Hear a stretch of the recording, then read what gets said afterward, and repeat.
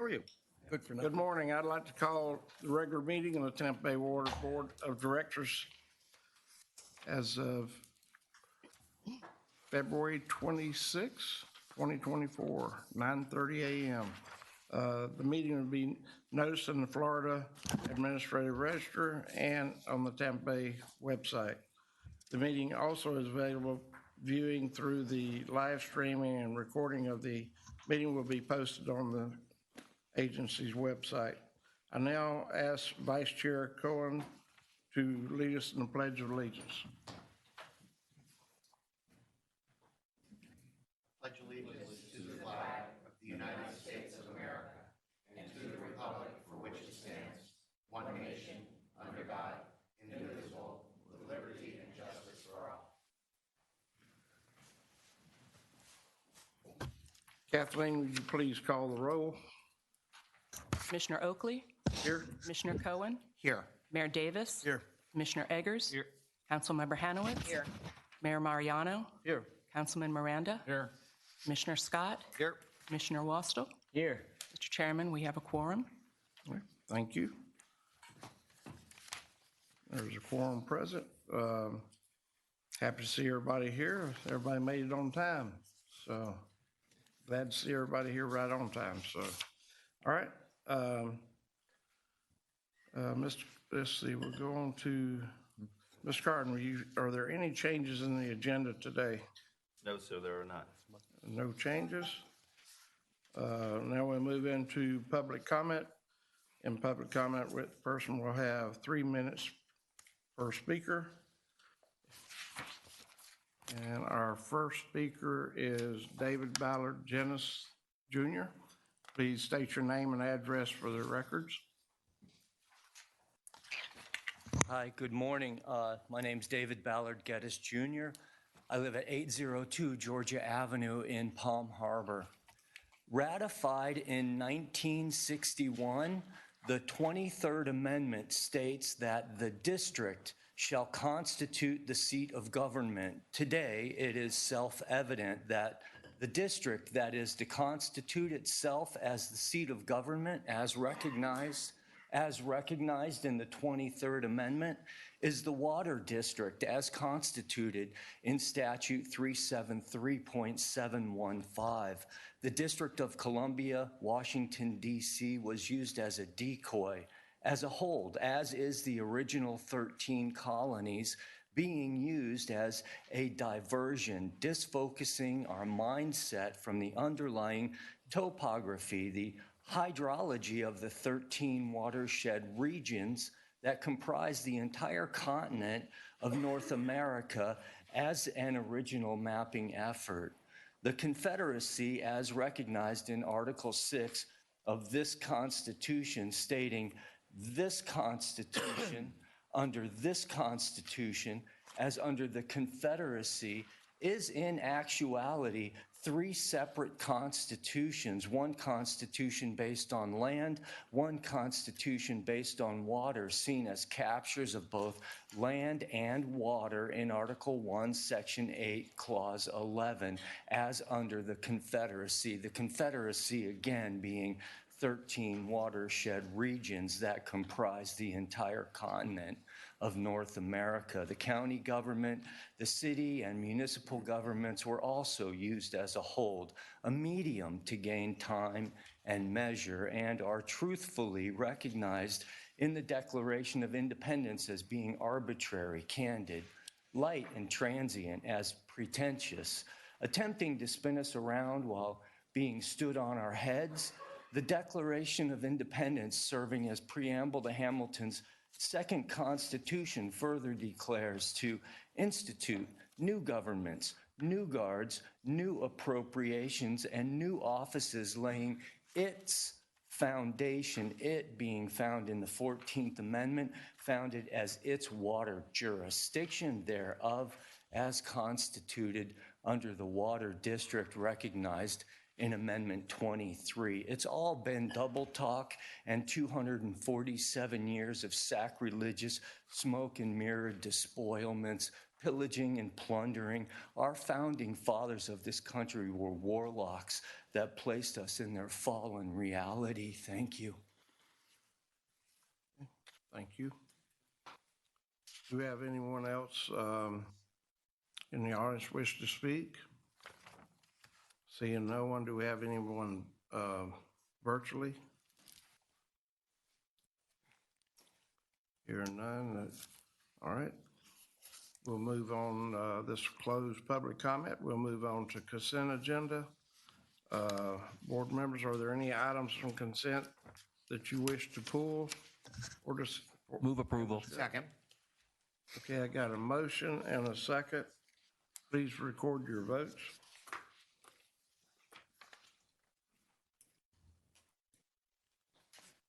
Mr. Chairman, the motion passed unanimously. Okay, motion passed unanimously. We'll move on to the regular agenda. The first item is B1, the Legislative and Grant Funding Program update. Chuck, will you introduce this item? Yes, sir. Thank you.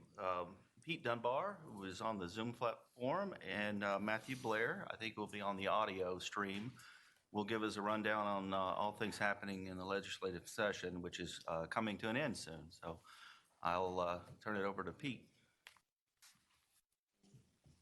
Mr. Chairman, can you hear me all right? Yes, sir. Let me give a quick overview. We'll begin what are now the final 2 weeks of the legislative session. There has been a bit of disruption on some non-monetary items between leadership and the two houses. Most of those seem to begin to resolve themselves late last week. We do expect that the budget deliberations will begin later today, all of that in a positive sense. The specific items that we have been watching relating to water, there are 3 or 4 things that do not disrupt at all the interlocal agreements, but do provide some focus on saltwater intrusion, some promotional activities at the Department of Environmental Protection for the reclaimed water. And also in our operational standards, we will have new licensure requirements for well drillers, the iron and steel legislation, which requires contracts using public dollars to use those resources that have been manufactured in the United States. There's some standards with regard to renewal of contracts. All of those our general counsel has been watching closely, and I think we're all in good shape. The budget deliberations, as I mentioned, should begin later today. And with that brief overview, let me turn it over to Matt. Matt, why don't you bring us up to date on where we are in that regard?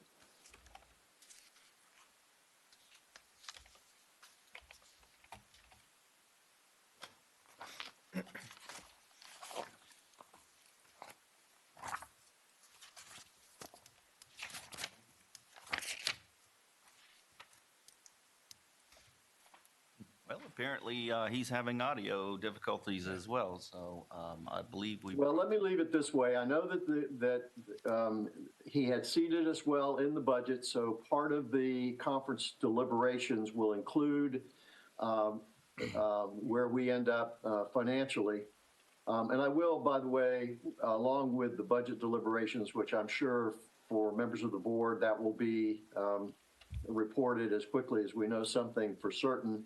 And I will also post a final post-session report in writing that will be distributed so that the other issues that I mentioned, the final status for those will be known. And Mr. Chairman, if there are questions, I'll be happy to try to respond to them. Are there any questions? Good morning, Mr. Chairman. This is Matthew Blair. My apologies. Yes, sir. I couldn't hit *6 fast enough. My apologies for the technical glitch. Can you hear me okay? Yes, sir. As Pete mentioned, thank you. As Pete mentioned, we do expect the budget to begin today. We expected some announcements relative to that late Friday or early this morning. Those have still not yet happened. However, we expect that session will continue to end on time next Friday, and so budget negotiations will kick off, whether it's this evening or tomorrow morning or even tomorrow afternoon. Where we are, Our item funding request is in the Senate budget. It's not fully funded, but it does have funding and therefore is eligible and in play in the Senate to start the conference process. That's typical and puts us in a good position as we begin to navigate the conference process. We do expect that the conference process, as is typical and historic, will play out through this week and over the weekend, and I would hope to be able to report to you by around this time next Monday, although it could be as late as this time on Tuesday, exactly where our funding request has ended up.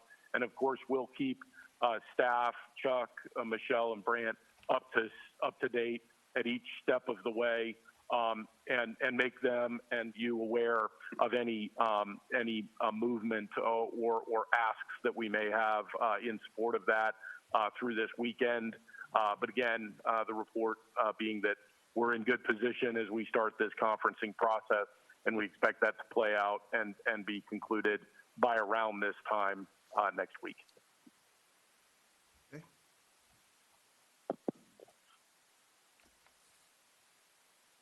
Are there any questions from the board?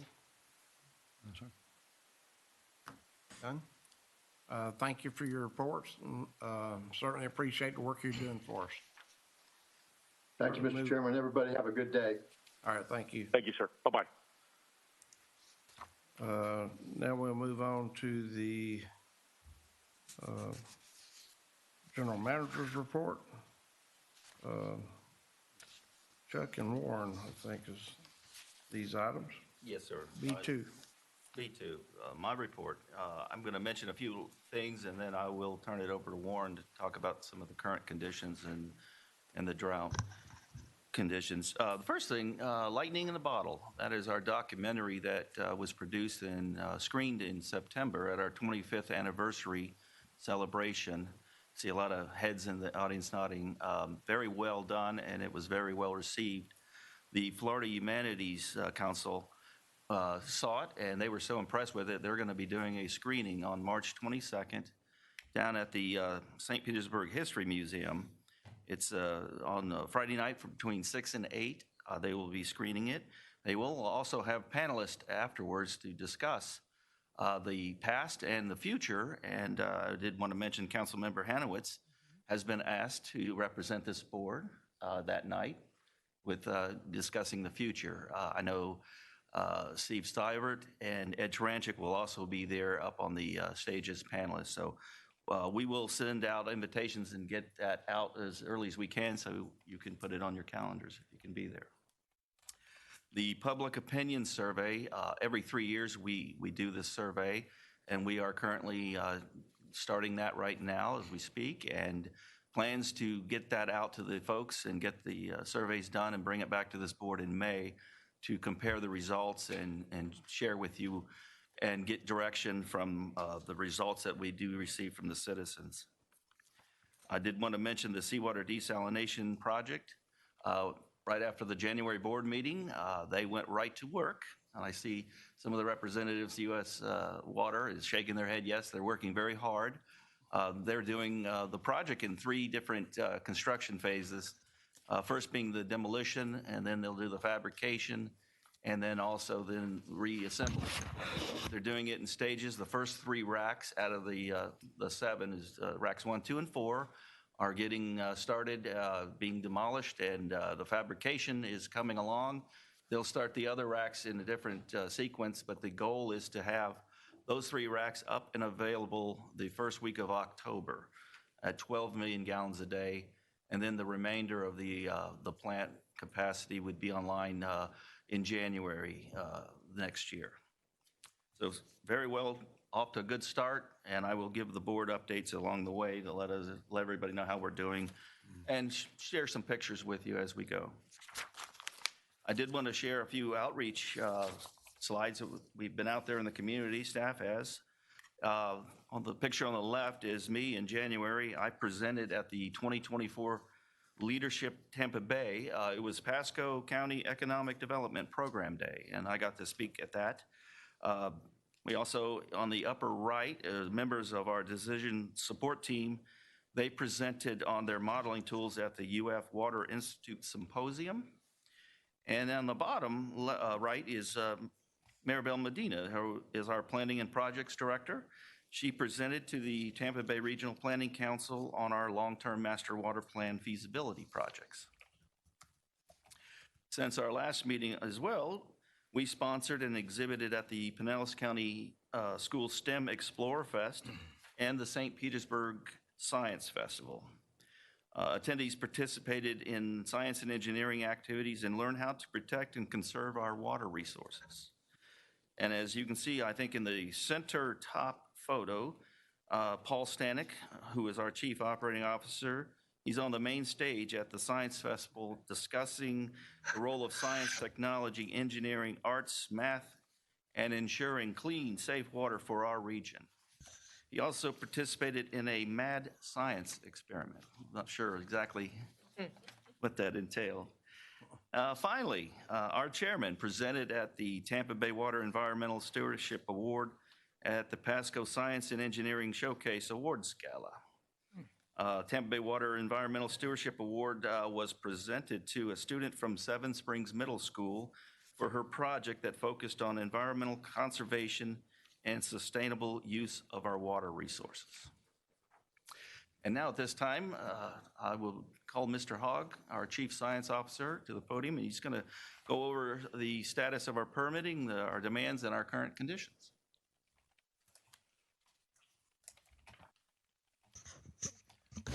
Mr. Chairman, members of the board, I'd like to walk you through where we are as a region, both for our hydrologic conditions and our water supplies for a few moments. We have received average rainfall, normal rainfall since mid-November. That's something I haven't been able to say for about a year.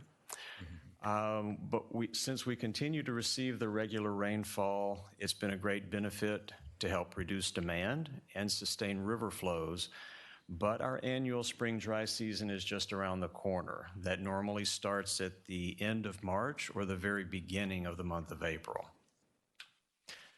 The average rainfall we've received over the last few months has been wonderful, but it's not been enough to eliminate the drought conditions that still persist in our coastal regions. It has, as I mentioned, helped to reduce demands and sustain river flows. We remain in a stage 1 water shortage condition with a 12-month rainfall deficit of 8.3 inches and the 12-month Hillsborough River flow deficit of 9.1 million gallons a day at the end of January. We should not move into a stage 2 at the end of this month due to the conditions that we've received, and we'll watch that for the coming spring months. For the first 4 months of the fiscal year, Tampa Bay Water delivered just over 200 million gallons per day to the members. That is about 8% higher than what we delivered in the first 4 months of last year, and it's higher than our budgeted delivery of 197.7 for the current year. The regular rainfall, cooler temperatures, and conservation and restrictions have helped to reduce regional demands by about 33 million gallons per day since mid-November, which really highlights the importance of conservation and enforcement of restrictions. There are 2 regional supply conditions we continue to manage for the rest of the fiscal year, the first being the storage in the regional reservoir. This is a graph from our agency dashboard that shows the current stage of the reservoir in the blue shading, and the orange line is where we projected to be for each month during the year. At the beginning of February, we expected to be somewhere around 11 billion gallons. We are currently at about 7.1 billion gallons, which is about 45% full. The good news is we're about the same storage volume that we were on January the 1st, so the rainfall we've received has been very helpful for the regional supplies. Our second regional issue is the Tampa Bay Seawater Desalination Plant, which Mr. Carden mentioned is under renovation and is expected to be offline until at least the early fall. This graph shows where we stand with the consolidated permit well fields. The red bars show the average monthly pumping rate for the months of October 22 through January of this year. And the one yellow bar shows what we expected for the month of February, and that's 73 million gallons a day, which is right where we are. The green line is our permit limit of 90 million gallons a day, and the blue line is the 12-month running average. At the end of January, that average was 88.7 million gallons a day. At the end of February, it will be about 89 million gallons per day with the demand we've received. I'd like to look at a couple future possible scenarios with you, as I did last month, looking at the remainder of the months for the fiscal year. The first would be the path that we're on, and the second is if we get hot and dry conditions with very high demands. Based on where we are today, wellfield pumping rates through September are being managed to remain below the 90 million gallon per day limit. However, we need to receive regular rainfall, the expected amount for the rest of the year, consistent and persistent messaging for water conservation and enforcement of restrictions, and we also need to achieve about a 5% reduction in regional demands from March through June in order to meet this target. Tomorrow morning, the staff of the Water Management District will request their board extend the 1-day-a-week outdoor watering restriction through July the 1st, which will continue to be a big help for us in the region.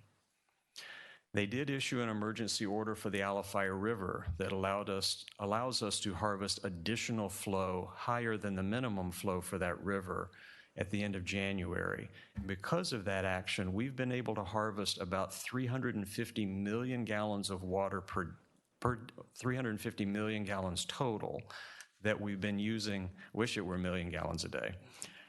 But that water we've been used to store in the regional reservoir and to sustain surface water treatment plant flow, and that's water that did not have to come from these well fields. This is what the consolidated permit pumping rates could look like if we don't get consistent rainfall, we get hot and dry conditions, and without conservation and enforcement of restrictions. Under this worst-case scenario, we could see the permit running average increase above 90 million gallons per day, but we will not run out of water. I want to make sure that point is understood. We won't run out of water to deliver to you and to the citizens, but it could mean that we go above our permit limit. We are committed to continue working with the members and the district and the public to get the message out that how critical it is to conserve our water supplies. Speaking of which, we began running our Know Your Day Tampa Bay campaign in November of last year. This includes media outreach, digital advertising, radio ads, and outdoor advertising such as digital billboards you may have seen. As we head into the driest months of the year, we are expanding the campaign to invest more in what's been working and to add additional channels so that we can reach additional customers. But the most effective communication tool for the public is from their local utility. You're the ones that they listen to and trust. So we encourage all of the member staffs to continue spreading the conservation message, enforcement of restrictions with your citizens as we go through the rest of this year. I'll wrap up by looking quickly at South Central Hillsborough. The demands in this service area have been steadily increasing for the past several years, but more sharply in the past year. We deliver water to this area through 3 points of connection, and each bar shows the average monthly delivery. The green part is what we send down the regional pipeline to Lithia. That's through the new Brandon booster station. The yellow part of the bar is what we send from the region to the central point of connection in the north part of Brandon, and the dark blue part at the top is what we deliver from the South Central well field. The pink line is the 12-month running average demand from the service area, and that was 58.6 million gallons per day at the end of January. It's about 5.5 million gallons per day higher than it was a year before, But I would like to highlight the two bars on the far right-hand side of the graph. The months of December and January, it was cooler, it was wetter, and there was a lot of conservation messaging, and the county has done a fantastic job getting out the message and enforcing restrictions, and we've seen significant declines in demand for those 2 months. This is the graph that shows the status of the South Central Hillsborough well field. Again, the red bars are what we have seen, the average monthly production. The yellow bars are what we could see through the coming months of the water year. The green line is our permit limit of 24.95 million gallons a day, and the blue line is the running average. At the end of January, that was 27.58 million gallons a day. We do consider this our worst case scenario, and I'd like to show you what could happen in the service area. If we can realize a 5% reduction in demands through conservation and enforcement of restrictions between March and June, and we deliver 21.5 million gallons a day through the new completed Brandon Booster Station from July through September, we will see the 12-month running average pumping rate decline back towards the permit limit. We continue to work with Hillsborough County to explore all the possible infrastructure and supply sources that we can bring to this service area, and we'll continue to do so. With that, I'd be happy to answer any questions. Are there any questions? Quick one. Yes, sir, Mr. Ayers. Yeah, thanks for the report. I always get up here and I say that I haven't heard a whole lot about, the story, but I live in Dunedin, and so I don't hear the story. And I was down getting some new tires on my car, and this dad and his son came in, and they started talking about the efforts. They're from South Hillsborough County, and talked about all the problems, but understood what was going on. Very complimentary that the county was very much in touch. County, thank you for all the work that you all are doing. But just really good people. I'm thinking, this is a setup, I know. I'm like standing right here. Anyway, so we engaged into some dialogue, and they were very appreciative of the communication that Hillsborough County was doing to keep them in the loop, to make sure that they understood what we understood. And I think everybody's on board, at least most people are on board and understand that. So really appreciate the messaging from Hillsborough County. You gave us two scenarios. I was looking for a third one. The one being, and I'm assuming it'll be in between. So the two scenarios, one is the one that we can't control, the rainfall, so low rainfall, and the one we can control, which is conservation, which wasn't one of the scenarios. So I'm assuming you just fall in between those two? It would fall in between the two. Okay. For both the consolidated well fields and for South Central. Okay. Again, thanks for the report. Appreciate it. Mr. Mariano. Thank you, Mr. Chairman. I'm a big fan of the conservation part, and I will throw a few ideas out. I'm glad to see that you're advertising, but how much money are we spending on advertising right now? To look to our media. About $180,000 total. Okay. I'll say that Pasco 360, we have our own TV program. We'd be happy to advertise it there. Obviously, wouldn't charge anything, but we think it'd be good if you get us the ads, and we'll be happy to share that. Last time we talked about offices, hotels, and apartments as far as conservation methods. I think we should see like a monthly report to see what we're exactly doing, where the outreach is. I think maybe in working with utilities, I think you made a good point. Utilities should be trying to work and create the awareness of the one-day-a-week watering, which, by the way, I think everybody is very acceptable to do it, and they appreciate everybody else doing it as well. But I think maybe in those letters, we should look at doing some type of questionnaire. How many toilets do you have? How many are low flow? Do you have irrigation sensors? How much land do you irrigate? And try to get some feedback to what's out there and find out where this low-hanging fruit might be that we can really improve the conservation. And then maybe instead of having to spend so much money advertising, maybe we can put money into helping them redo their facilities to really start conserving right off the bat. Okay. Ms. Hanowitz. Thank you, Chair. Warren, thank you so much for the presentation. I want to go on on the consolidated water use permit for the worst case scenario and kind of touching on what Commissioner Eggers talked about. You mentioned that we'll not run out of water. And what I'm wondering is what's the million gallons per day that we're looking at in worst case scenario? What's that number? In this scenario, the maximum would be in the month of July, and that was around 93 million gallons per day. However, the version of this graphic that I showed you last month, that high number was about 97.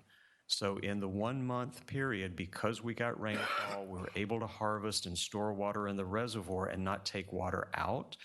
We came down 4 million gallons per day from the projection last month to this month. So the rainfall, the conservation and messaging can continue to have a big push for us. Okay, I appreciate it. Thank you. Mm-hmm. So, Warren, you showed a screen where we were pumping more than the 90 million a day. So if we get more rainfall, or if we get some other sources of water coming on, then we'll keep from doing that. In South, We don't need to be pumping more than that, so. in South Hillsborough, Right. if we can reduce demands, if we can get conservation saving, if we can harvest additional water to move around, each one of those yellow bars could come down, which is what we show in this version. Okay. This is with that conservation savings. Every measure we can take brings down the water that we don't need to take from the well field and gets us back towards that permit limit. Right. Okay. All right. Any other questions? Thank you for your report, Thank you. sir. Now we'll move on to approval items. C1, South Hillsborough County Water Supply Agreement, Payment, and Water Right Transfer. Chuck, will you introduce this item? Yes, sir. Warren's going to stay there. You'll see him quite a bit today. He's going to work C1 and C2. He's going to do both of those. They're interrelated. The first one being is an agreement for payment and water right transfers between us and a permit holder that we've had some talks with, and we'd like to take over some of their permitted. They want to retire. So, Warren? Thank you. Mr. Chairman, members of the board, I would like to present an opportunity for Tampa Bay Water to acquire permitted quantity in South Hillsborough County to help meet that growing demand for the service area. This is an opportunity that we haven't brought to you before, and it's a way that we can add water supply in an area where permit quantities have been capped since the mid-1990s. This is an action item, and I will request your consideration and approval at the end. Suburban Land Reserve holds the Sumner-Ellsbury parcels in South Hillsborough County. They're shown on the map in the orange highlighting. They're in the coastal part of Hillsborough County between I-75 and US 301. This firm has held a water use permit on the site since 1992, and they're currently permitted for 939,800 gallons per day. Part of that property has already been sold and is transitioning from agriculture to residential land use. Suburban Land Reserve applied with the Water Management District to reduce their permit quantity by 590,100 gallons a day in May of last year, and the remaining quantities on their permit will stay on the property and will be used for sod farming. We contacted representatives of Suburban Land Reserve back in June, right after their permit application was filed, and we held regular meetings with them through October, talking about the possibility of how we could acquire those quantities from them that they were retiring. We developed and negotiated a term sheet to list the key provisions of that potential transfer.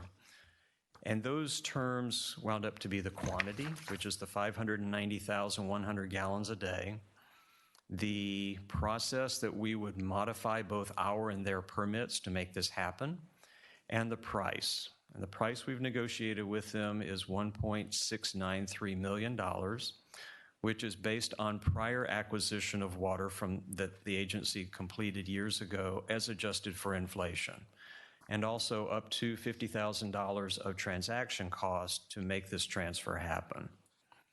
The negotiated unit cost would be $2.87 per gallon of permitted capacity. And if we look at that as compared to next water supply projects, this is a very cost-effective way to add water to our portfolio. After negotiating the term sheet, we met with SwiftMud regulation staff to talk about the permit transfer process and confirm the quantities. We worked on an agreement, which is attached to this agenda item, that details how our and their water use permits will be modified simultaneously to make this transfer occur, the cost of acquisition, which I just described, and the quantity to be acquired and transferred. Under the agreement, we would acquire the 590,100 gallons per day and move that to a water use permit that we currently hold on the AgMart property. Through groundwater modeling analysis that we have shared with the Water Management District and discussed with them, we can realize a net gain of 550,000 gallons per day on that AgMart water use permit. We have a very high degree of confidence in that quantity based on the modeling analysis using the district's model, actual aquifer data from that region, and our conversations with the Water Management District. This transfer does meet the net benefit provisions of the district's rules for the Southern Water Use Caution Area, where part of that quantity being transferred goes back to the environment to help the water levels improve in the area. If this agreement is approved, Tampa Bay Water will apply to modify our Balm Farm permit, which is the water use permit we currently hold on the AgMart property.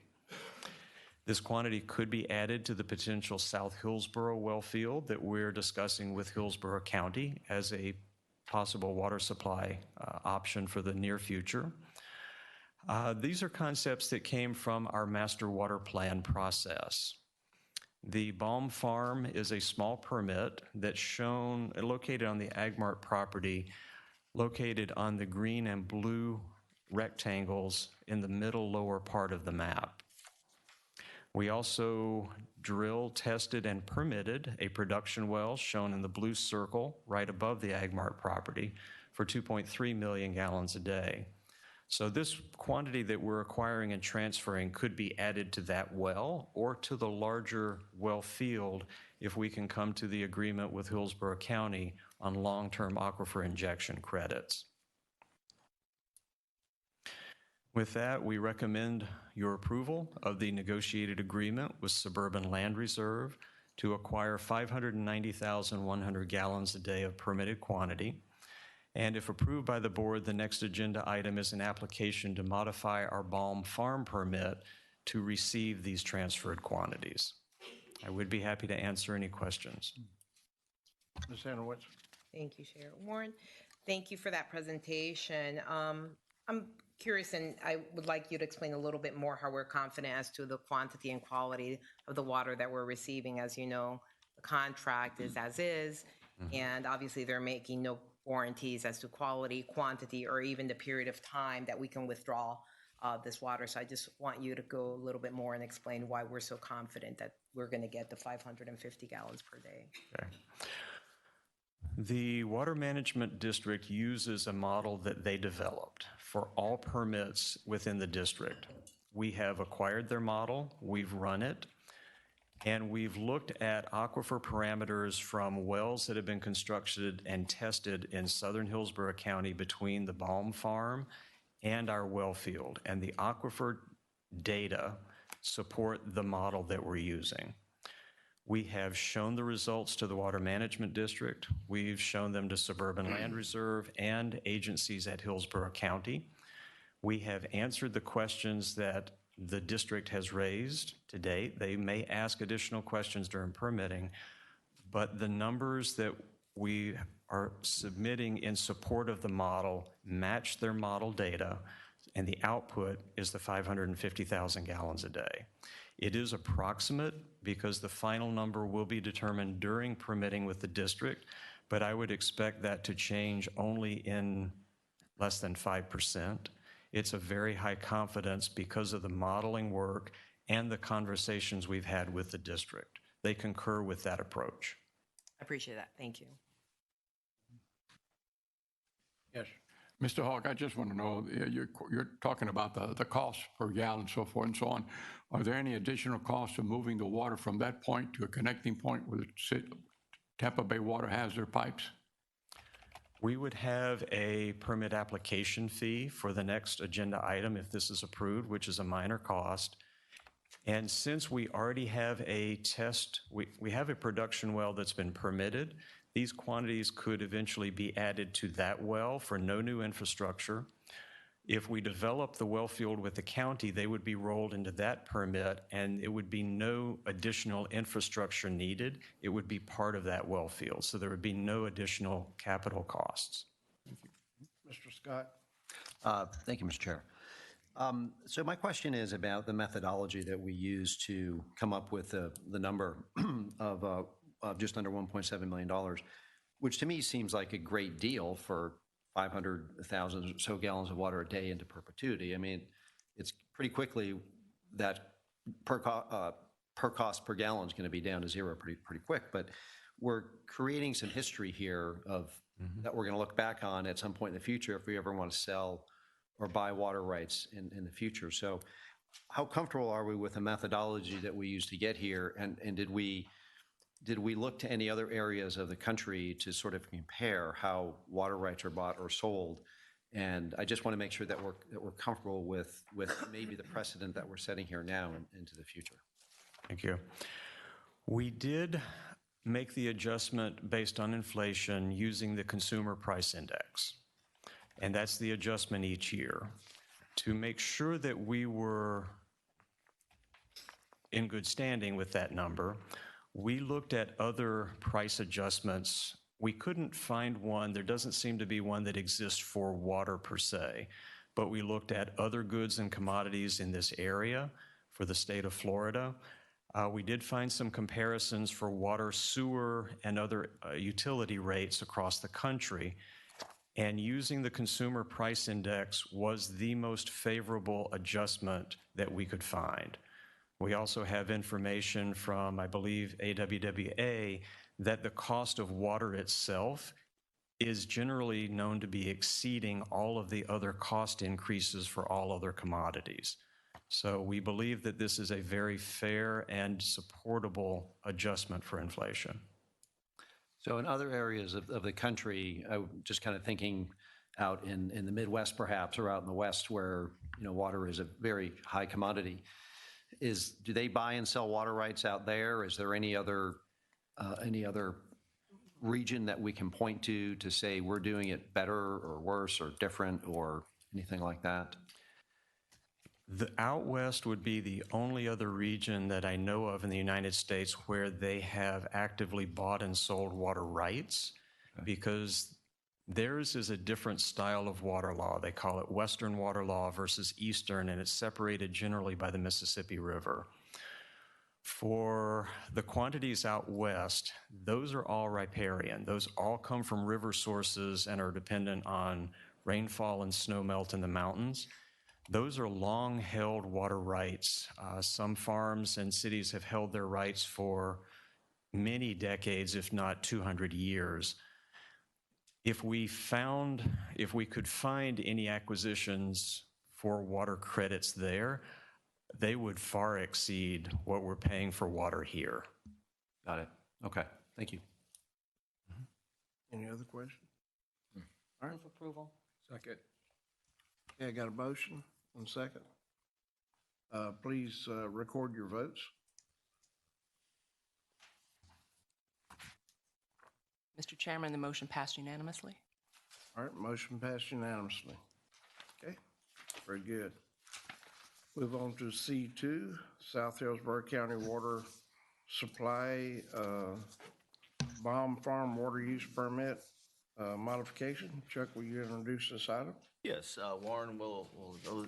The second half of the item he just presented is, now that we have 550,000 gallons, he will be transferring it to a permit and modifying the existing permit. Thank you. This is the companion item to C1 to transfer the quantities to be acquired from Suburban Land Reserve to Tampa Bay Water. And this is an action item. I will request approval at the end of the short presentation. As I mentioned before, Tampa Bay Water and Hillsborough County hold a water use permit on the Agmart property.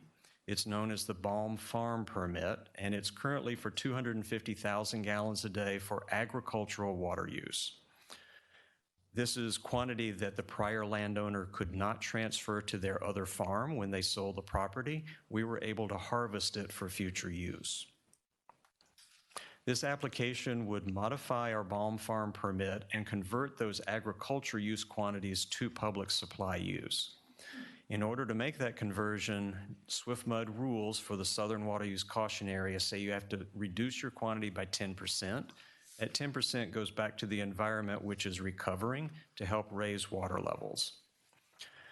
This permit application would also transfer that water to be acquired from Suburban Land Reserve and increase this permit for public supply use by an additional 550,000 gallons per day. So the total quantity we are requesting of the district is 775,000 gallons per day for public supply use. Our staff coordinated with Suburban Land Reserve and multiple counties, Hillsborough County agencies in the development of this permit. We shared the application material with them, and they have reviewed and given us a few comments which have been addressed in the application package. This has been the subject of a pre-application meeting with the district, Suburban Land Reserve, and Hillsborough County to explore the modeling, the aquifer parameters, and the quantity to be transferred.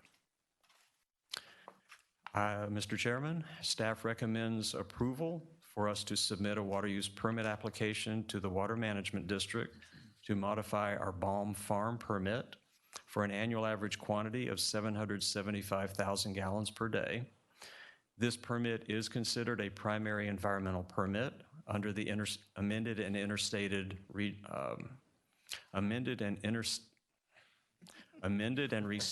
interlocal agreement.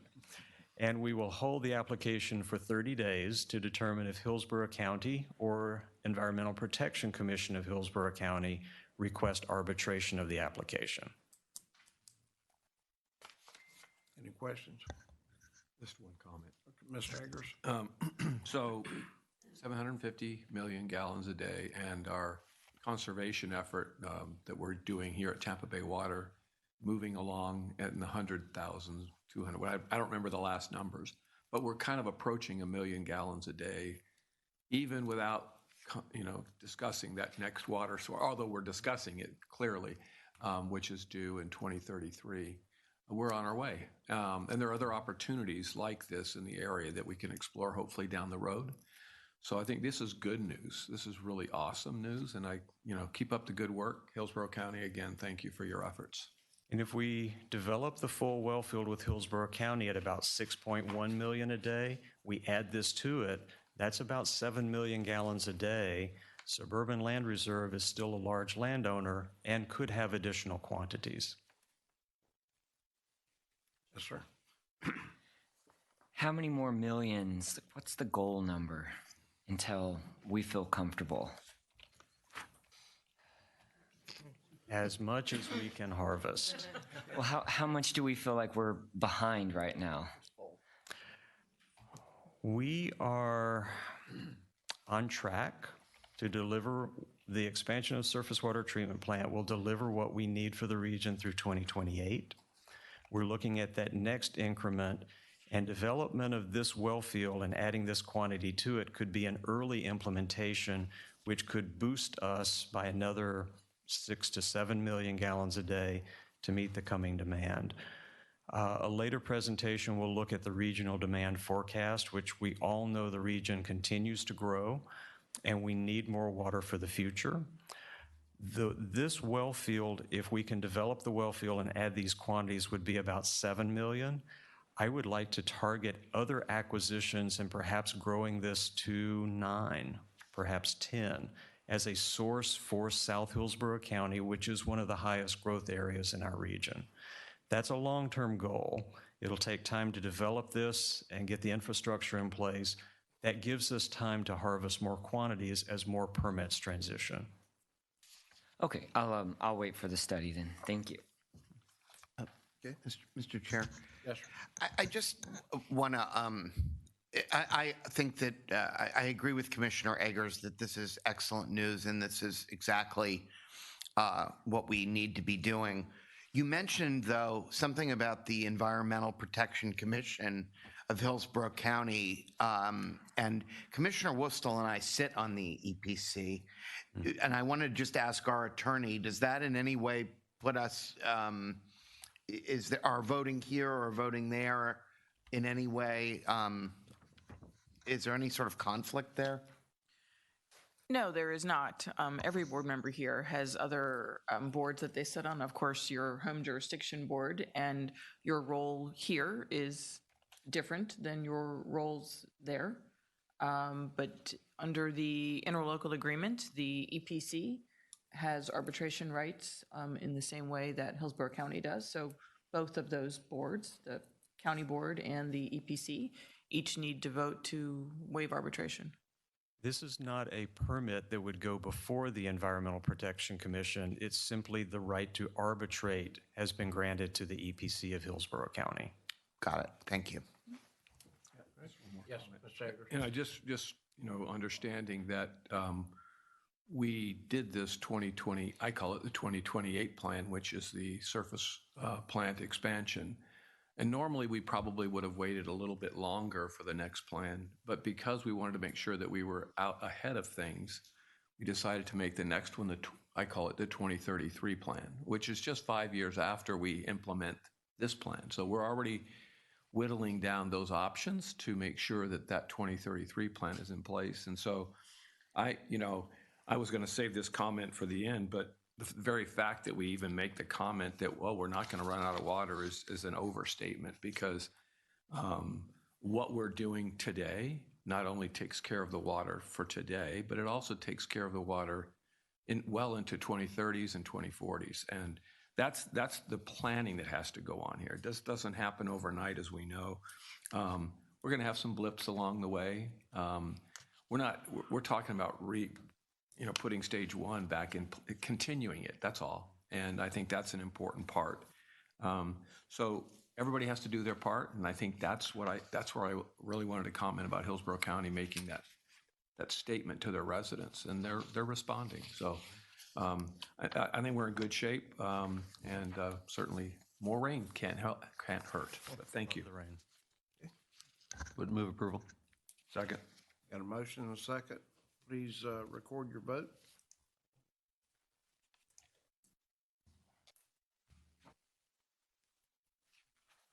Commissioner Scott, we need your vote, please.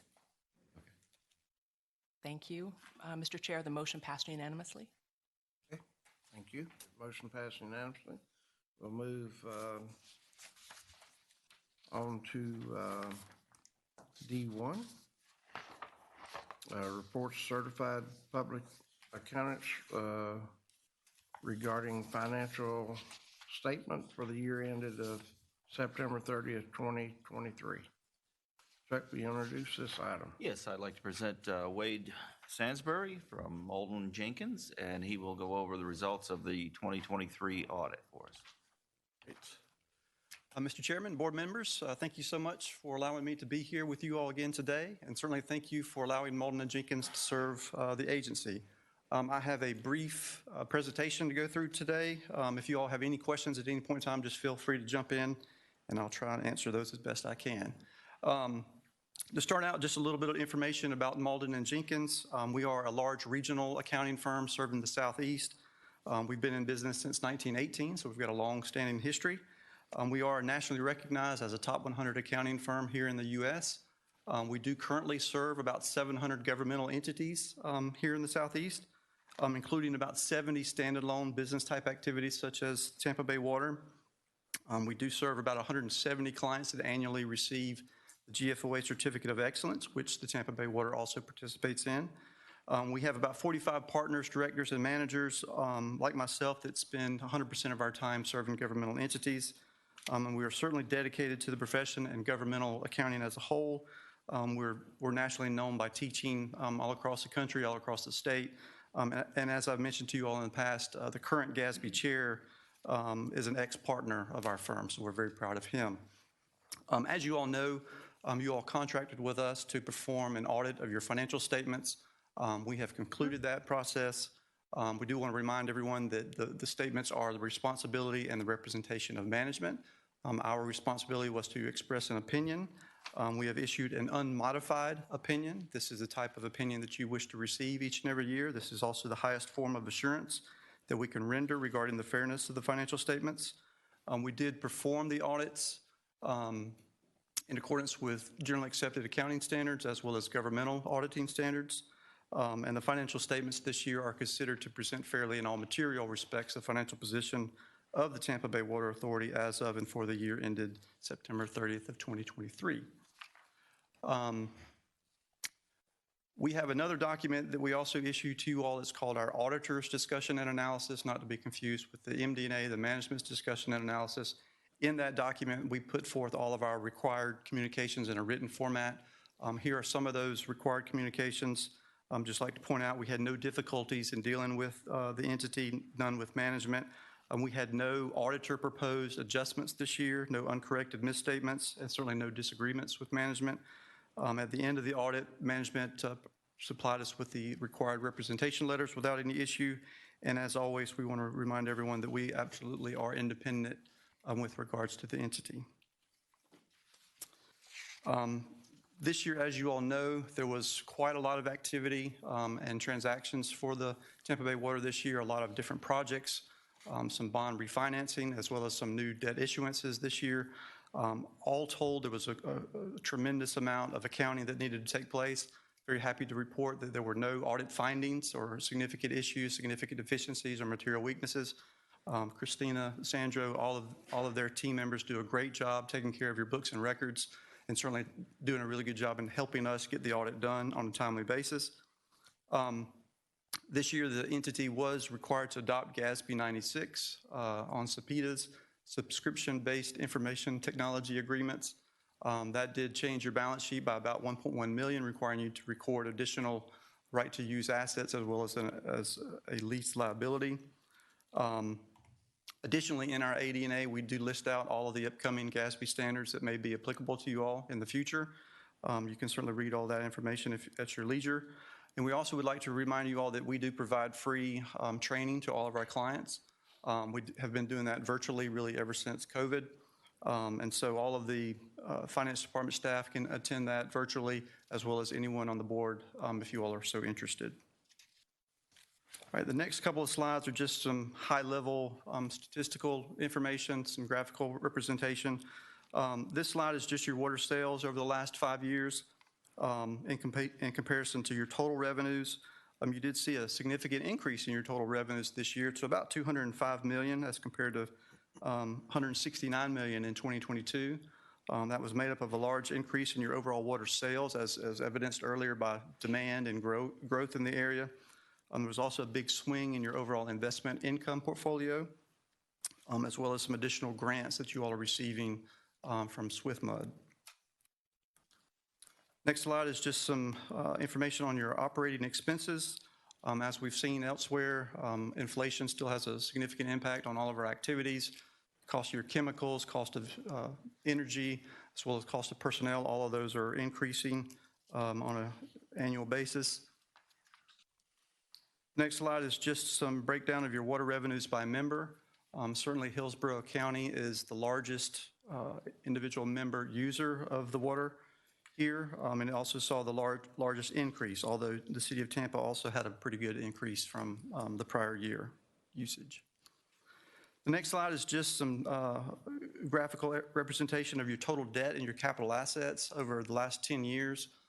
You can see that the capital assets is in orange, and that's just kind of gradually decreased over the years due to annual depreciation and expense. The last 3 years, that's remained fairly steady because of an increase in your overall number of projects that are being capitalized. Your overall debt has been gradually decreasing due to your required maturities each and every year. 2023 did see an increase. You all did issue a new bond this year with premiums. It was about a total of $130 million, so you do see a slight increase there. Oops. Well, there was one other slide there. It looks like it got taken out. Just your coverage area population, it has significantly grown over the last 10 years, which obviously leads to the need for continued water supply sources and demand. And certainly all of the things that you all have taken care of somewhat today. So that's really all I had to go over with you all today. Do you have any questions that I could help answer? Any questions? Just one quick one. Mr. Eggers? Yeah, thank you for the report. Obviously, no findings is great. Yes, sir. It seemed like a few years ago there was a new law that was passed that said you had to do something different to every audit, something maybe that would surprise the entity. Do you still do that, and maybe it's not a surprise, it's just something a little bit different each year? I think you may be regarding SAS 99. That was an audited standard. Yeah, that didn't come to mind, the number, but yeah, something, yeah. I'm sure. Sounds like it. That's not something you tell your friends at parties. So, Yeah. But yes, that's a kind of a fraud risk requirement for us to look for and to ask individuals if there's ever anything of concern that we need to pay close attention to. And also incorporates elements of unpredictability from year to year. We don't want to be doing the same things each and every year, such that if someone wanted to manipulate the statements or wanted to get by the audit process, that would not be detected. So yes, we do that every single year on every audit. Thank you. Yes, sir. Thank you. Mr. Scott? A very quick question. On the slide that has water sales compared to total revenues, the numbers on the left, are those dollars or gallons? Those are dollars. Dollars, okay. That's what I thought. I just wanted to compare. Thank you. Yes, sir. All right. Yes, sir. You said that we had a big swing from our investments. What was the percentage increase on that? I don't have the percentage increase. That's okay. But it did go from about a $6.5 million loss last year to about $11.2 million gain this year. Okay, is that our investments into things like Target, JP Morgan, is that aspect of our financial report? Do you know if those are the investments that saw the uptick? So you all invest in a lot of governmental securities that are very interest rate sensitive. Right. Last year with the rising interest rate environment, the value of those investments decreased significantly, simply because if you can get a 5% bond versus a 2% bond that you bought a few years ago, that 2% bond is valued less. That doesn't mean that you lost any money on it. It's just when you record that on a GAAP basis, you have to record the fair value of that. And of course, over time, as it comes to closer to maturity, that value is going to increase. And so this year we didn't see the significant rising rate environment that we did see in 2022. And so the overall portfolio performed much better than it did last year. I guess I'm just worried about, and Ms. Sackett, are you the one that makes the investment decisions? So the board has approved an investment policy, and we do have certain parameters that we make sure that we stay within, and we have an investment advisor that we work with that stays within those parameters to make those investments for us.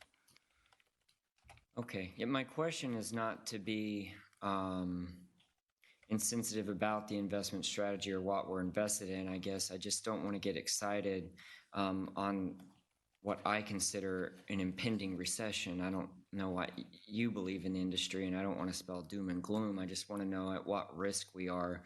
While it might be an exciting increase that we saw this year, do you guys analyze risk that might be on the horizon on an impending collapse?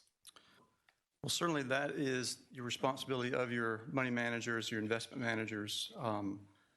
But again, the overall policy of your investments is to have conservative investment portfolio. Okay.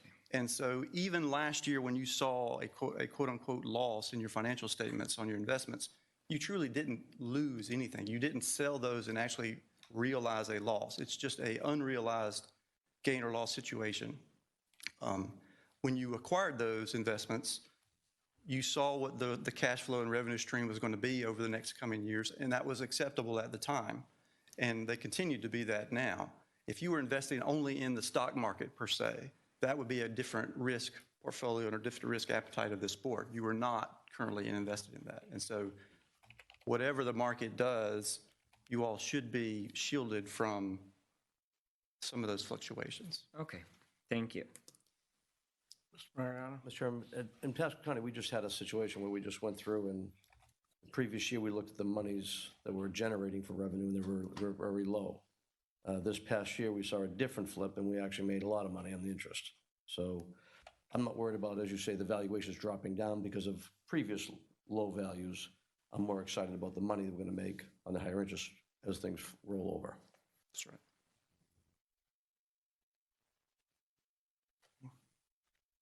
Any other questions? Move to accept the audit. Second. It's not a voting item, so, but very good audit, and thank you for your presentation. Yes, sir. Thank you.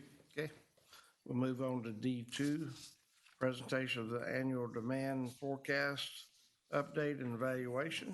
Chuck, will you introduce this item? Yes, Warren's back up. Hopefully you got a good rest there for a minute. I don't think I have to say amended and restated interlocal agreement again, so I'm fine.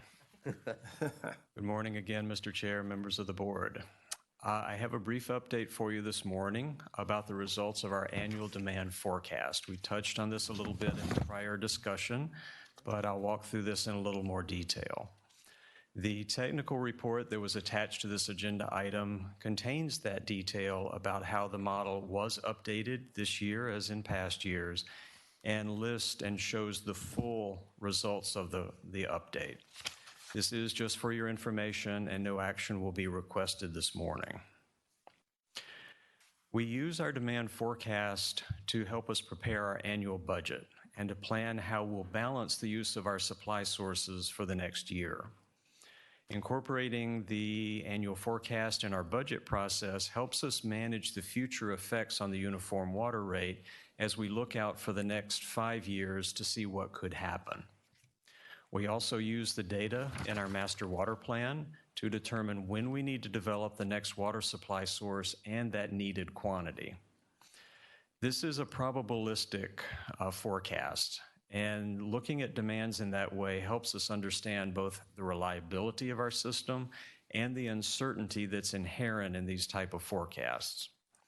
It's important for us to update these on an annual basis because conditions change so rapidly. That way we make sure we're developing that next water supply source in time to meet the growing demand. Our demand forecast is for 7 water demand planning areas that coincide with the 7 service areas of the member governments. We incorporate separate models for 3 different use sectors: residential, non-residential, and multifamily residential. We annually update them each year using economic growth projections and billing data that we get from your staffs. And this year's forecast looks through the period of 2043. We require a lot of data to update these models, and much of it is from your staffs, and it's essential to our process. We also incorporate population data from Bieber and from the U.S. Census Bureau, and socioeconomic data from Moody's Analytics and other sources. This is the total regional demand forecast for the period of 2025 through 2043. This is a tool that we use to look forward in time to see what the future demands could be, so we have time to prepare for them. The dark lines on the top and the bottom of this cone show the 5th and the 95th percentile of confidence for each year. But the further away for each year, further away you get from that black center line, which is the median, the less likely those very high or very low demands will happen, but they're possible, so we have to consider them. The median demand for the year 2043 has increased almost 11 million gallons per day over last year's demand, and that reflects the increasing population and the demand that comes with it. The uncertainty does increase as you go forward in the future. That's why we update this model each year to try and stay ahead of those changes. We determine our forecast delivery to the members by taking that regional demand forecast and subtracting out any self-supply that member governments have. Forecast delivery from Tampa Bay Water to the members for fiscal year 25 is 209.7 million gallons per day. And this increase is supported by the demand projections submitted by each of the members in your Exhibit K reports earlier this year. We have been meeting with all of your staffs. We'll complete the last couple of meetings this week and looking at the data you submitted to make sure that our numbers are consistent with yours. And we have concurrence from your staffs about the projections that we're showing. The demand forecast continues to show higher population increases for our region, with the highest growth demands in South Hillsborough, Pasco County, and the city of Tampa. We'll incorporate these new demand projections into our fiscal 25 budget and continue to evaluate these in light of when we need that next water supply online and the quantity that we'll develop. Those are active discussions with our staff and consultants. With that, I'd be happy to answer any questions you might have. Any questions? Oh, yes, sir. I just want to, the city of Tampa's numbers are much lower because they have a self-supply, correct? So how many gallons a day do they generally, are they able to supplement for themselves? The city holds a permit from the Hillsborough River for up to 82 million gallons per day. That is a river source, so it's dependent on rainfall and how much flow comes down the river. In a good year, they can supply up to 82.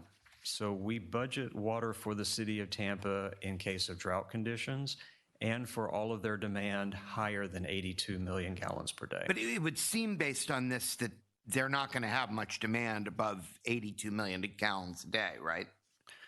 We are showing growth from this year forward that the city will eventually need water above that 82. The 4.1 we're showing in fiscal 25 is what we budget each year for the city in case they need to buy water in the spring when it gets dry and for a little bit of growth that's come. And is there anyone else on this list that has a supply source like that? Not of that magnitude. Pasco County still has some small isolated water supply systems that they've acquired that aren't close to our facilities. And Newport Richey has a well at the Matum plant that supplies not quite 500,000 gallons per day. Thank you. Mr. Eggers? Yeah, I just, this is refreshing. It wasn't too many years ago that this seemed to be a very fiery interaction going on between the member governments. And again, I just really wanted to say thank you to all the member governments for the communication, the cooperation, the coordination that goes on. It's really, really good stuff. And I think it just needs to be noted because I obviously noted it when it wasn't.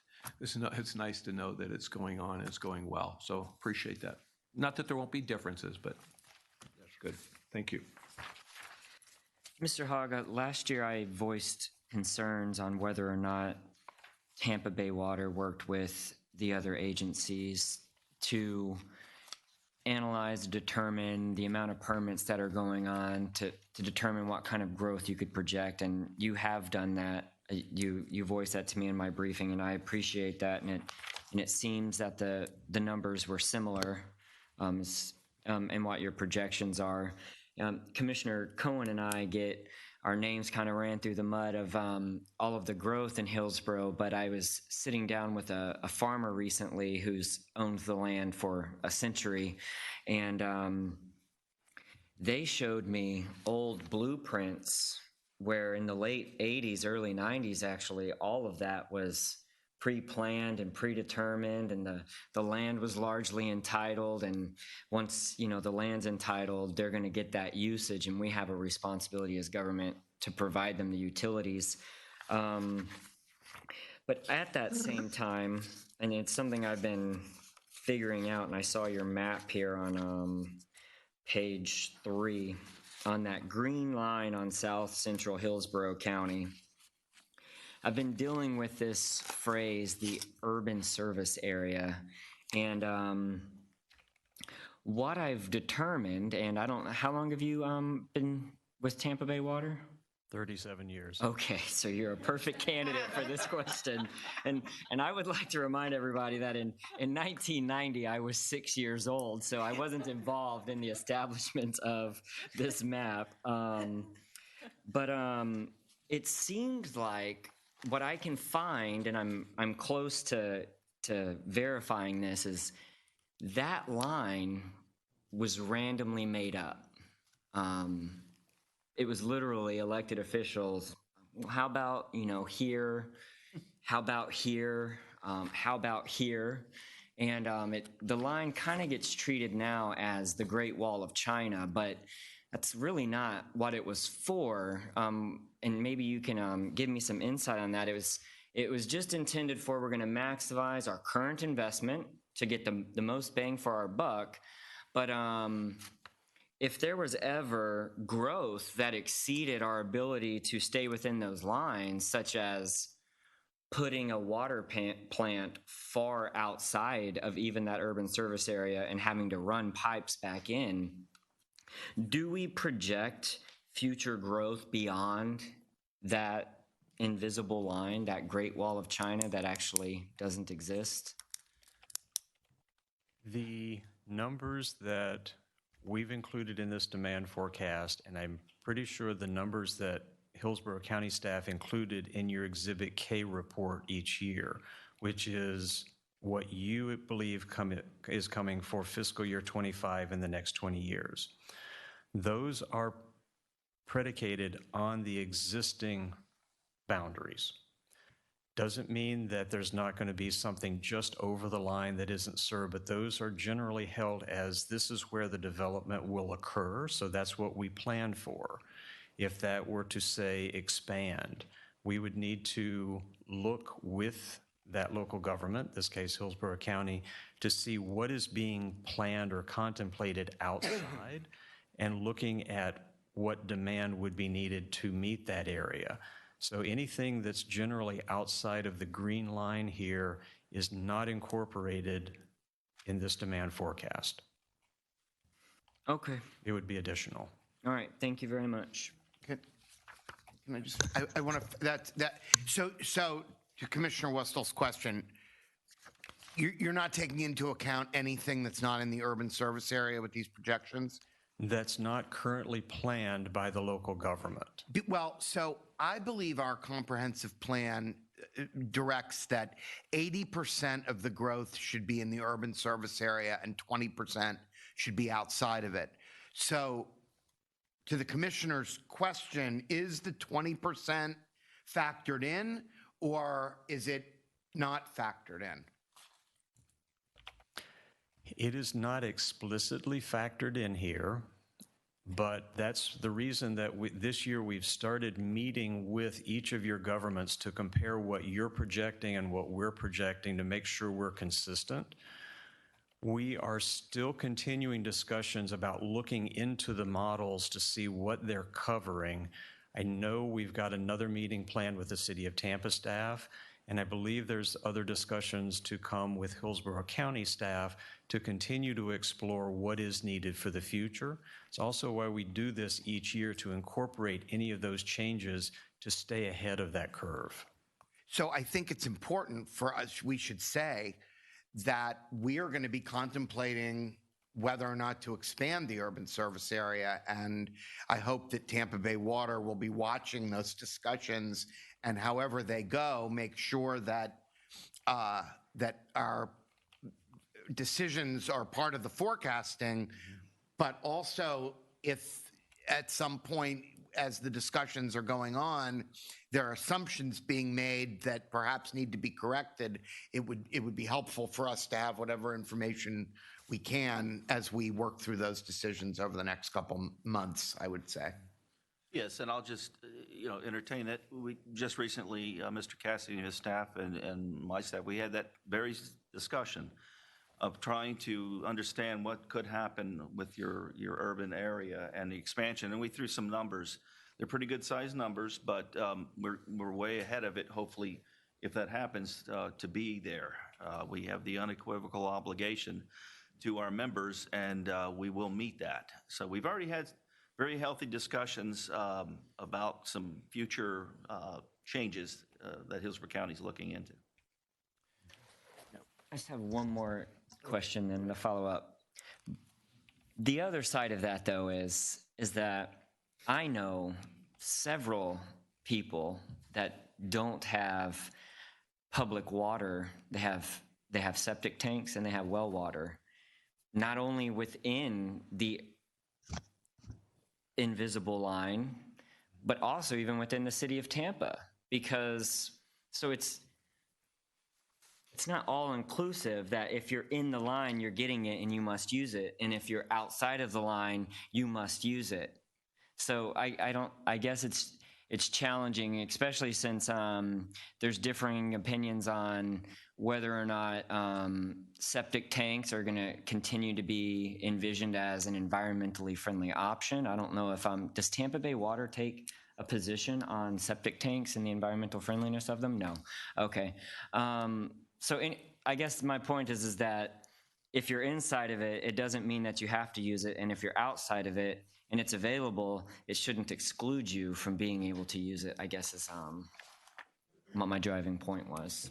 If I can offer one clarification for this, anything within any of these urban service boundaries, we look at individual account data. We look at parcel data. So we have a very good idea of who's using water from each of your data. So those people that might be on domestic wells inside an area are not counted. We don't take population and make a gross projection. We look at it on a parcel and account basis. And that's part of the data that you submit to us each year that's a tremendous help to us. Okay, thank you. Mr. Eggers? Yeah, I mean, these are great questions, and I'm glad to see that that those details that you're talking about are what we're talking about, getting the information, the planning. There's going to be different state mandates. There's going to be different environmental EPA mandates that come down that are going to be changing. And what we can do is every year continue to do that forecast and try to make those adjustments as we learn. And that's the point I was trying to make earlier about now we're doing it every 5 years to make sure that we're delivering as we should instead of waiting every 10 years. I mean, because things change so dramatically and so radically. Also glad to know we have a kid on our board. I was coaching him. He was, 15 Commissioner Waitman was younger than me, but he left. It's great to have you. I'm just kidding with you. Thank you, Mr. Chair. All right. Thank you for your presentation. We'll move on to D3, presentation of the 2020 Performance Management Audit. Chuck, will you introduce this item? Yes, Tommy Brown, who is our Continuous Improvement Director, is going to do a presentation that's going to show some progress and our status from the 2020 Performance and Management Audit. We do that audit per the interlocal agreement every 5 years, so the next one will be in 2025. We are in year 4 of the 2020 audit, and Mr. Brown is going to show you our progress. All right, thank you. Good morning, Mr. Chairman and members of the board. Today's performance and management audit update provides you a view of our status on actions either completed, in progress, or planned resulting from the recommendations from the 2020 audit. This presentation is for information only, and no action will be requested today. The amended and restated interlocal agreement requires the agency to conduct a performance and management audit every 5 years. The last audit was conducted by Clifton Larson Allen LLP and presented to the board in June of 2020. This slide is the summary as it was presented to the board by the auditors in June of 2020. The auditors found no significant concerns regarding efficiency, effectiveness, and compliance at that time. However, the auditors did present 38 recommendations to strengthen existing controls and practices. These 38 recommendations contain subparts for a total of 53 individual recommendations. In 2021, staff presented the agency's action plan for incorporating 21 strategy-related recommendations into the agency's new strategic plan and began monthly reporting on the progress of 32 task-related recommendations. At the August 23 board meeting, staff presented a progress report on the agency's strategic plan and the audit recommendations included in that plan. This graph shows the distribution of the 21 strategy-related items across our current strategic plan. Just over half of these items are incorporated in our plan under our continuous improvement goal. The others are distributed across the other goals. In total, 86% of these items are incorporated into our current strategic plan. Items that did not make it into the strategic plan, however, were addressed directly by board action. These items have been addressed, just not as part of our current strategic plan, and they're detailed in the attachment to the agenda item. For the 21 strategy-related actions, 33% are complete, 53% are in progress, and 14% have not yet started. For these strategy-related actions, we do track a percent complete for our in-progress actions. This allows us to estimate that we are approximately 66% complete with these 21 action items. Items not started include actions related to the data integration and management recommendation, which the board was asked to approve a purchase order under today's agenda action item A10. This purchase order is to task one of our utility management consultants with assistance to get this action started. And there are 2 cost-benefit analyses for currently outsourced services that we've not yet started as well. For the task-related action items, 78% of these items are complete, 13% are in progress, 6% have yet to start, and 3% we have decided not to implement. 2 items as listed on this slide have not yet started, but are scheduled to start in the next fiscal year.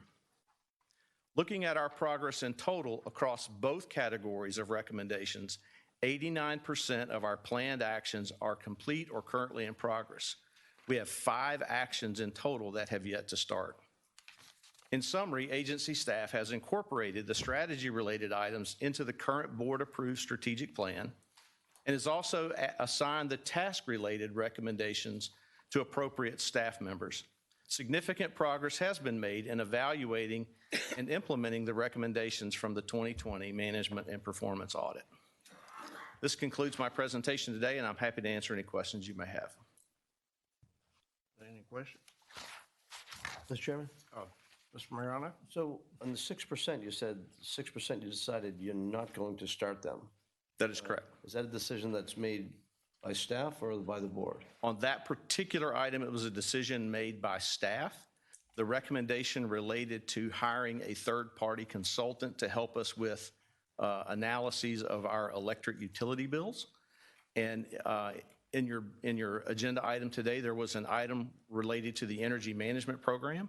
And in that item, you'll see that we have basically a software package that we've procured that we analyze our electric bills on a monthly basis to look for errors in both billing amounts and billing rates. So we felt like that program took care of that action versus what was directly recommended by the auditor. So why wouldn't you phrase it as you did an alternative instead of not doing it? That is a good way that we could classify that item. Okay. Any other questions? Seeing none, thank you for that report. Thank you. We'll, before we do the board elections, I'd like to take a moment to recognize and thank Barry for all the work she's done. Today is Barry's last board meeting as counsel to the board, and while she's still be doing work in the AC as special counsel, I want to thank her for all the service and advice to both the board and the agency. Barry has worked for the agency and board in the form of one or another since 1997. I'm not trying to date you,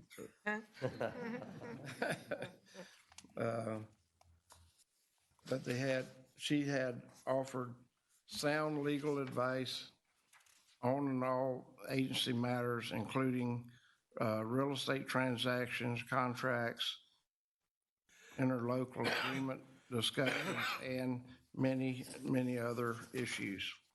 Barry, thank you for all the years of your service, and thank you for your advice and counsel with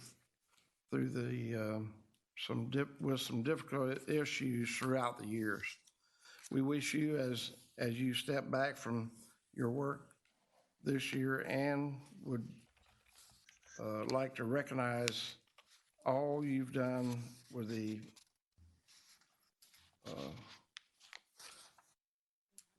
small token of your appreciation. But board members, would anyone else like to say something for Barry? Mr. Eggers? Oh, nice.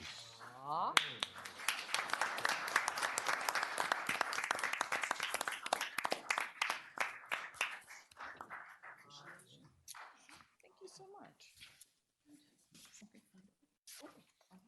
Thank you so much. Beautiful. A few little girls.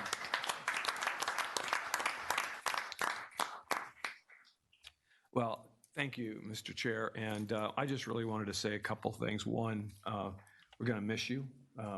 You've meant a lot to this organization. To folks like Warren Hogg, who've been here 37 years, you've been here along that ride. And many things that you go through, it's reassuring to have that stability in our team. We've had our differences, certainly. As I've always said to folks that I work with, differences are okay. Being honest and having integrity is a must, and she's always had that. So I really appreciate that work. I know a few years ago, when I was chair and we had to make some changes with leadership, it was a very, very stressful time and a very difficult time. Not sure I would have gotten through it without your guidance and your help and your leadership. So I wanted to say thank you for all you've done and look forward to continuing to work with you on a lesser basis, obviously going forward, and the best of luck to you and to your husband and to your business. Yes, sir. Well, Mr. Eggers, I couldn't agree with you more. And my first meeting on this board was at the very height of the crisis that you were referring to. And Barry, your calm, wise, reasonable, and effective counsel was enormously helpful, not just to me, but to the entire board at that time. And I just want to tell you, I really appreciate it, and I appreciate your longtime commitment to public service as demonstrated through your work with this agency. Thank you very much. Thank you, Mr. Chairman. I just want to say thank you for all your years of service, but way and beyond, there's a difference between a great attorney and even a better attorney, and you fit both of them. You do it with calmness. You don't take anything personal. You direct the statements to the cause of what the facts are really about, and you tell them that. And we're going to miss you a lot. I know I'm very thoughtful of you and what you've done here, not for all the years you served, but what you've done throughout the years. Anyone can have a long service ability and work somewhere for a long period of time and just works 9 to 5. You do it 9 to 5 every day when you're here and not here. So I appreciate your calmness, your firmness, your ability to answer the questions in a very professional manner. Thank you, and God bless you. Mr. Maron? Thank you, Mr. Chairman. Barry, I was here before the crisis. I'm going to stabilize things now, so if I want you to reconsider one more time, consider one more time, just stay on. No, you've done a great job serving every step of the way. I wish you all the best of luck. Barry, it's just really great being able to work with you and work close with you on the issues we went through. And it's hard to say how much we appreciate it because your counsel was very valuable to us through some tough times. And I think this Tampa Bay Water is better off for your service here and will be in the future. It'll carry forward. Thank you. Mayor Davis was representing me. Oh, okay. I just want to say thank you because the train was moving right along and you grabbed a hold of me and brought me aboard, caught me up with the train instead of leaving me at the station. But also that plant will need water and I can get you quality water at a discount price.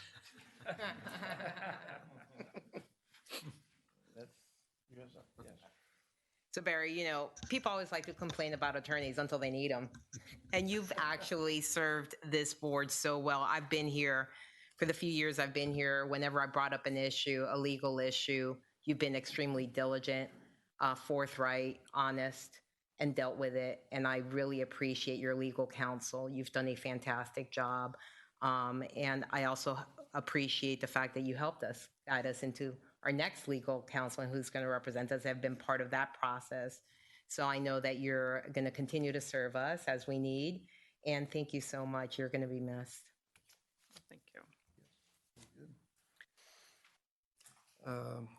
With that, before I hand this gavel over to Chuck, I'd like to thank all of you for your support. If it would be okay, I'd like to just say a Oh, word or would you two. like to talk? I would, Okay, yes. I'll let you do that. Do you know any attorney who doesn't like to talk? I can't think of one. Okay. Well, thank you all for the kind words. I appreciate that very much. I am grateful for the years of interesting, challenging, and very meaningful work with Tampa Bay Water.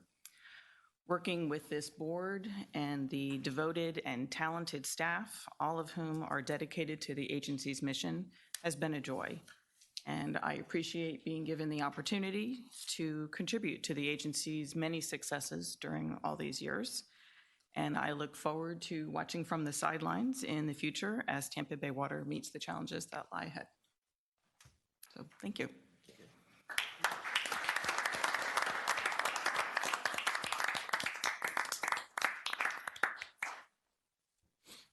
And that, well, that was it.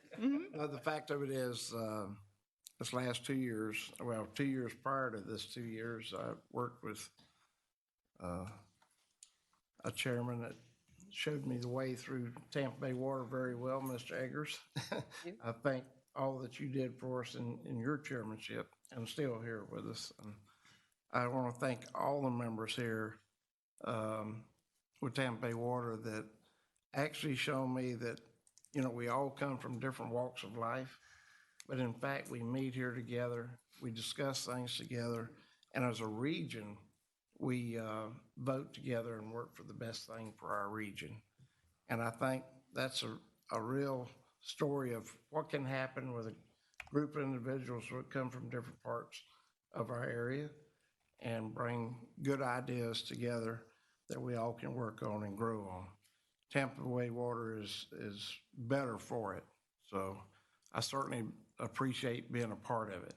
So with that, I'll turn the gavel over to Chuck and let him take care of the new chairmanship. Okay, well, thank you. Before I open up nominations, I wanted to thank Barry personally on my behalf, but also the staff. We go back a long time, apparently not as long as Warren here at the agency, but we've been through a lot of difficult times, good times, and even better times than I can describe. So I want to thank you for all your work, and you're going to leave me here by myself. Be in good hands. I know that. And also, as I'm speaking, I'd like to thank Chairman Oakley the last 2 years directing and guiding our board. We really appreciate how you've directed and showed us leadership, and it's been a fairly non-contentious 2 years. Commissioner Eggers took care of a lot of things before that, and so you've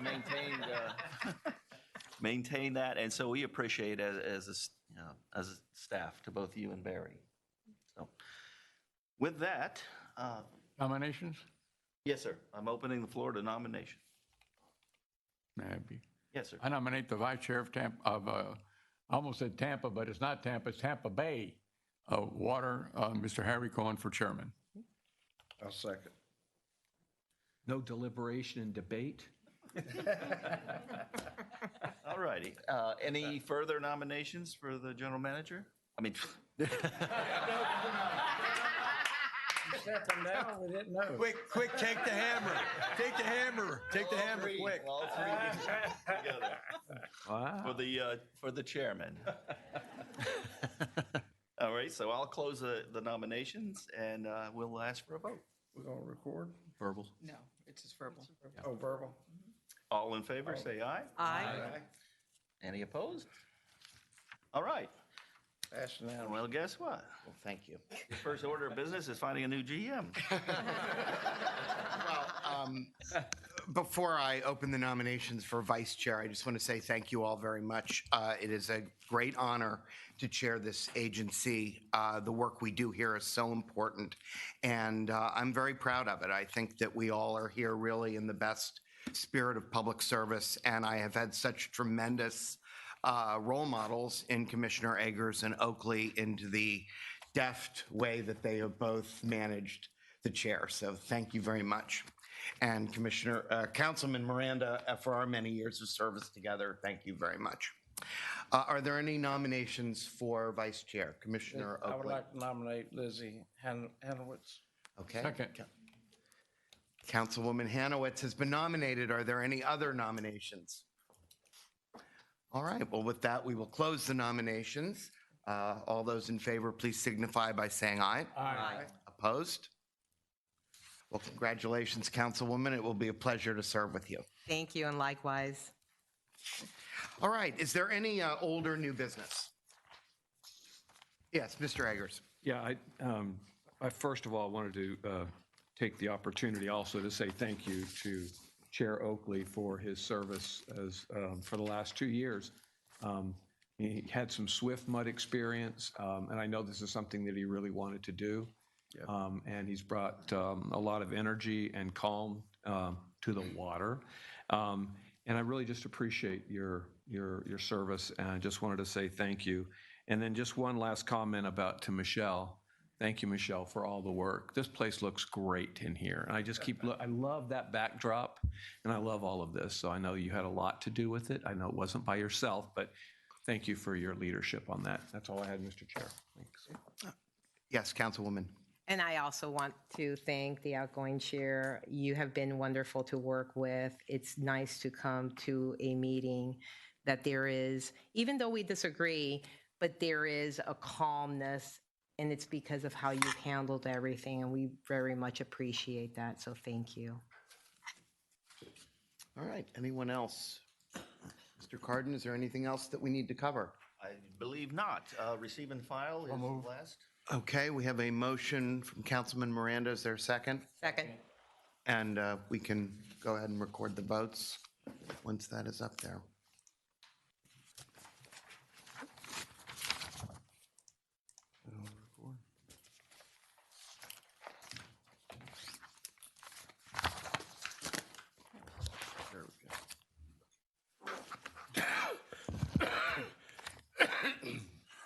Thank you. The motion passed unanimously. Okay, thank you very much. Our next meeting is Monday, March 18th at 9:30 a.m., and we are adjourned. Thank you.